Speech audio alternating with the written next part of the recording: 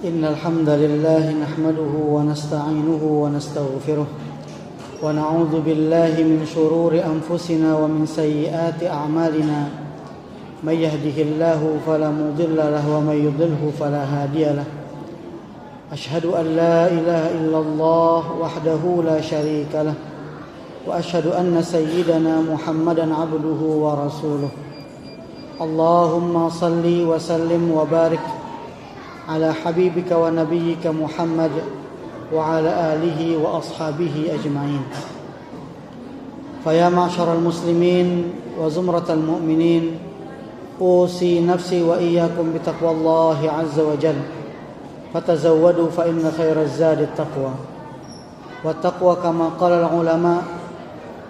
قال بعض العلماء أن تعمل بطاعة الله على نور من الله ترجو ثوابه وأن تترك معصية الله على نور من الله تخاف عذابه. Hadirin jamaah salat Jumat yang sama dimuliakan Allah Subhanahu wa taala. Puji syukur atas seluruh nikmat karunia yang tidak henti-hentinya Allah berikan kepada kita. Nikmat Islam, nikmat iman. Satu di antara sekian banyak nikmat tersebut yang patut untuk kita syukuri adalah pada siang hari ini kembali Allah memilih kita, mentakdirkan kita menjadi sebagian daripada hamba-hambanya yang ringan langkah, tergerak hati untuk melaksanakan salah satu daripada kewajiban kita sebagai hamba Allah Subhanahu wa taala, yaitu salat Jumat secara berjamaah. Salawat beserta salam semoga senantiasa Allah limpah curahkan kepada qudwah dan uswah kita Nabi Allah Muhammad sallallahu alaihi wasallam beserta para keluarga beliau, para sahabatnya yang mulia dan seluruh umat ijabah yang senantiasa istiqamah mengikuti risalahnya sampai datangnya hari kebangkitan, dan semoga kita semua tergolong ke dalamnya. Amin amin ya rabbal alamin. Melalui mimbar yang mulia ini di hari yang penuh dengan keberkahan, hari Jumat pertama dari bulan Sya'ban, khatib mengajak dan mengingatkan utamanya kepada diri sendiri dan jamaah sekalian, mari bersama-sama kita senantiasa meningkatkan keimanan, kualitas keimanan kita kepada Allah Subhanahu wa taala yang wujudnya adalah takwa, dengan melaksanakan apa yang Allah perintahkan dan meninggalkan apa yang Allah larang. Semoga dengan takwa yang kita usahakan terus-menerus dalam kehidupan ini, Allah Subhanahu wa taala berkenan memberikan kita naungan pada hari di mana tidak ada lagi naungan selain naungannya. Yauma la yanfa'u malu wala banun illa man atallaha biqalbin salim. Hari di mana tidak lagi berguna harta dan anak keturunan. Yang berguna pada hari itu adalah kondisi di mana seseorang menjumpai Allah dengan hati yang selamat. Jamaah salat Jumat yang sama dimuliakan Allah Subhanahu wa taala. Pada kesempatan khutbah yang singkat ini, khatib mengajak kita untuk sedikit menelisik dan menggali makna yang terkandung dalam Al-Qur'an surat Asy-Syarh. Allah Subhanahu wa taala berfirman, "Alam nashrah laka sadrak." Bukankah kami telah melapangkan dadamu wahai Nabi Muhammad sallallahu alaihi wasallam? Satu di antara yang membuat kita bangga menjadi umat Nabi Muhammad sallallahu alaihi wasallam adalah beliau sosok yang lapang hatinya. Jika ada satu amalan yang paling wajib kita contoh dari Nabi Muhammad SAW adalah menjadi pribadi yang lapang hati, pribadi yang memiliki hati seluas samudra. Kita berikan satu analogi, secangkir air ditumpahkan ke pembuangan yang kotor, maka secangkir air yang tadinya suci, karena dia bercampur dengan air got yang sempit, yang dangkal, yang keruh, maka air yang suci tadi berubah menjadi najis. Sebaliknya, kali yang kecil berisi air yang kotor, ketika dia mengalir sampai kepada laut, maka air yang tadinya najis berubah menjadi suci. Demikianlah hati Nabi Muhammad SAW, hati yang dapat menampung semua, hati yang dapat menampung siapa saja. Maka semakin lapang hati kita, maka semakin dekat kita dengan mencontoh baginda mulia Nabi Muhammad SAW. Namun jangankan sesama makhluk Allah, jangankan sesama manusia, bahkan sesama manusia yang beragama sama saja, sesama umat Islam, kita masih saling menuduh satu sama lain berada dalam kesesatan, dalam kebid'ahan, dan seterusnya. Maka hati siapa yang kita tiru? Wa wada'na anka wizrak alladhi anqadha dhahrak. Dan Allah Subhanahu wa taala telah meringankan beban yang Nabi pikul di pundaknya. Beban yang saking beratnya sampai-sampai diibaratkan beban yang membuat punggung seseorang menimbulkan suara. Para ulama kemudian mencari tahu apa sebenarnya beban berat ini. Beban yang saking beratnya dipikul oleh Nabi sampai-sampai Allah abadikan peristiwa tersebut dalam Al-Quran.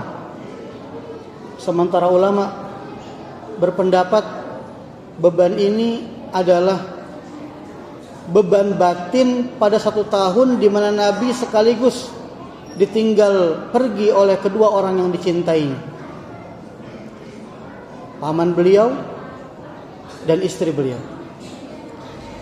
Namun kemudian sementara ulama yang lain memandang agaknya bukan itu beban yang dimaksud dalam surat Asy-Syarah. Karena kalau beban yang dimaksud adalah beban ditinggal pergi orang yang dicintai, maka siapa di antara kita yang tidak mengalami hal tersebut? Bukankah setiap kita pernah mengalami hal tersebut? Maka beban ini pasti adalah beban yang hanya dipikul Nabi dan tidak dipikul orang lain.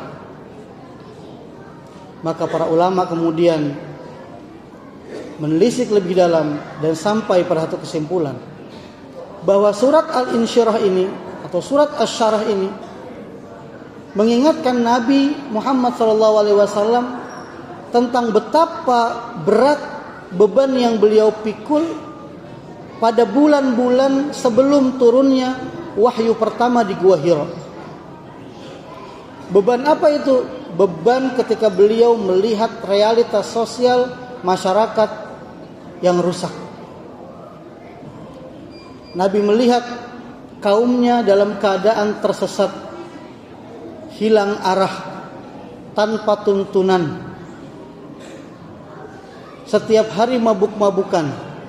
Seorang bapak bahkan menguburkan anak perempuannya hidup-hidup. Satu suku dengan suku lain berperang tanpa alasan yang jelas.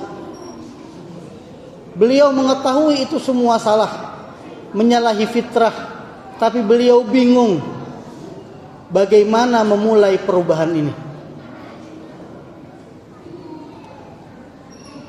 Beban berat tersebut yang kemudian membuat dada beliau sesak, sampai-sampai beliau harus mendaki ke bukit yang tinggi dan kemudian berdiam diri di goa kecil di salah satu dari tebingnya yang kita kenal dengan Gua Hira.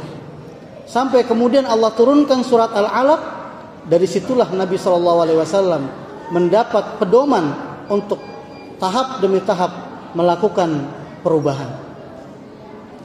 Ini contoh kedua bahwa orang yang mulia, beban yang dia pikul pastilah bukan tentang dirinya semata. Seorang ayah biasa menahan lapar. Tidak ada lapar yang membuat dia sedih. Tapi sehari saja dia menyaksikan anaknya lapar tidak bisa makan, maka itu adalah kesedihan yang tidak terkira. Demikianlah manusia mulia. Dia bersedih selalu tentang orang lain, bukan semata tentang keinginan pribadinya sendiri. Wa rafa'na laka dzikrak. Dan bukankah telah kami tinggikan namamu wahai Nabi Muhammad sallallahu alaihi wasallam. Orang manusia dengan hati yang demikian tadi, maka pastilah Allah angkat namanya. Wajarlah Allah Subhanahu wa taala mengangkat Nabi Muhammad sallallahu alaihi wasallam karena memang kualitas pribadi beliau, bahkan di samping beliau seorang nabi, sebagai manusia beliau adalah manusia yang paling mulia. Sampai-sampai Imam As-Suyuti menjelaskan bahwa setiap umat memiliki syahadat, di mana mereka harus mengakui Allah sebagai Tuhannya dan Nabi yang diutus kepada mereka sebagai utusan Allah. Namun pertanyaannya, bagaimana syahadat para Nabi dan Rasul?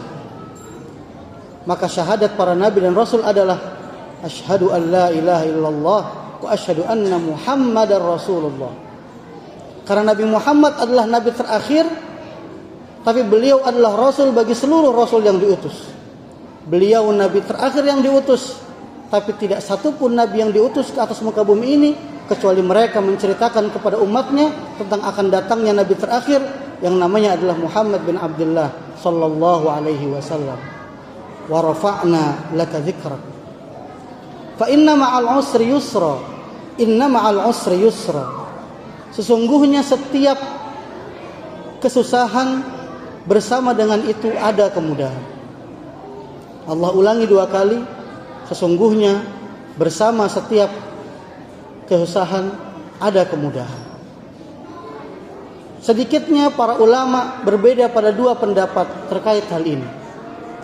Ada yang mengatakan ma'a di sini artinya setelah, bahwa setelah kesusahan akan datang kemudahan. Tapi mengapa kata setelah Allah gunakan diksi ma'a, menunjukkan bahwa datangnya kemudahan setelah kesusahan itu jaraknya begitu dekat. Seperti kita duduk di teras rumah, kemudian berjalan Ahmad, di belakangnya Ibrahim. Mereka berjalan masing-masing, tapi saking dekatnya jarak antara Ahmad dan Ibrahim sampai kita mengira mereka berjalan bersama-sama. Sedekat itu jarak antara kesusahan dan kemudahan. Para ulama yang mengatakan bahkan lebih dekat daripada itu.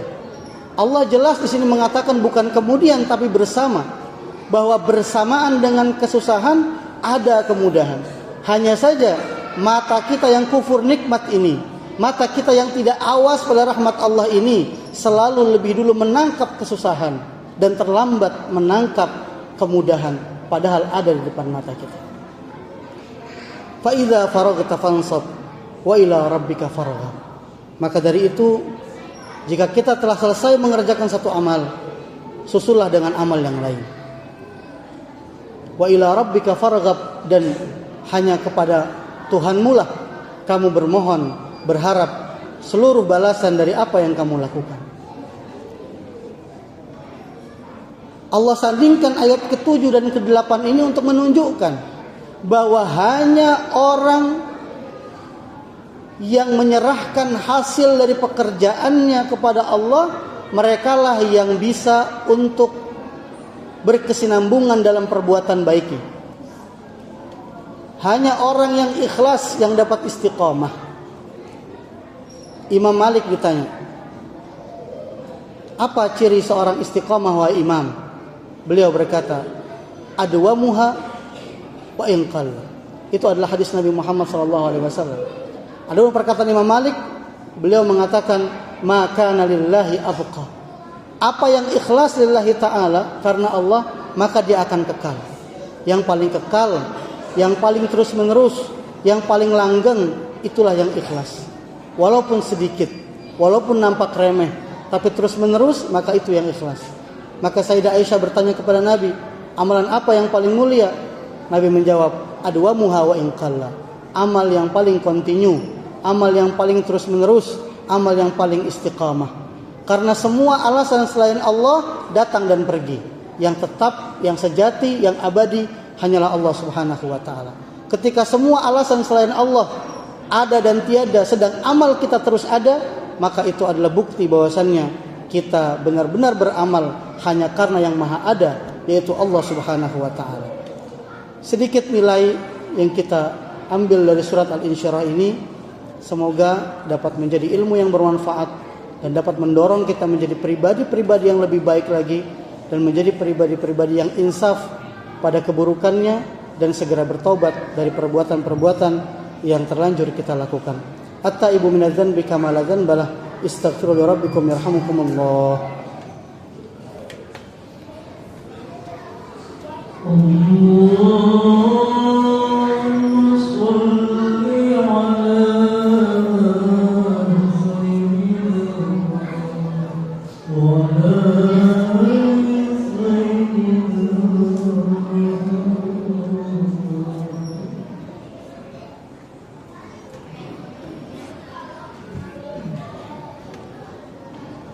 Alhamdulillahi Rabbil Alamin, wa bihi nasta'in ala umuri dunya waddin.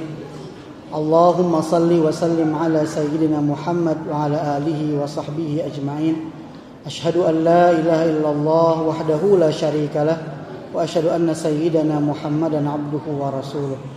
Faya ma'syaral muslimin wa zumratal mu'minin, usi nafsi wa iyyakum bitaqwallahi azza wa jalla, fatazawwadu fa inna khairaz zadi taqwa. Inna Allah tabaraka wa ta'ala amarana bi amrin bada'a bihi bi nafsihi wa malaikatihi faqala inna Allah wa malaikatahu yusalluna 'alan nabi ya ayyuhalladzina amanu sallu 'alaihi wa sallimu taslima. Allahumma ighfir lil muslimina wal muslimat wal mu'minina wal mu'minat al ahya'i minhum wal amwat innaka sami'un qaribun mujibud da'wati ya qadhil hajat. Allahumma la tada' lana fi hadzal jam'i dhanban illa ghafartah, wa la maridan illa syafaitah, wa la daynan illa qadaitah, wa la maitan illa rahimtah, wa la dhanban illa ghafartah, wa la hajatan min hawaijid dunya wal akhirah illa yasartaha wa qadaitaha ya rabbal alamin wa ya mujibas sa'ilin. Rabbana atina fid dunya hasanah wa fil akhirati hasanah wa qina adzaban nar bi fadli subhana rabbika rabbil izzati amma yasifun wa salamun alal mursalin walhamdulillahi rabbil alamin. Ibadallah, innallaha ya'murukum bil 'adli wal ihsan wa ita'i dzil qurba wa yanha 'anil fahsya'i wal munkari wal baghi ya'idzukum la'allakum tadhakkarun. Fa dzikrullahi akbar wa aqimus shalah.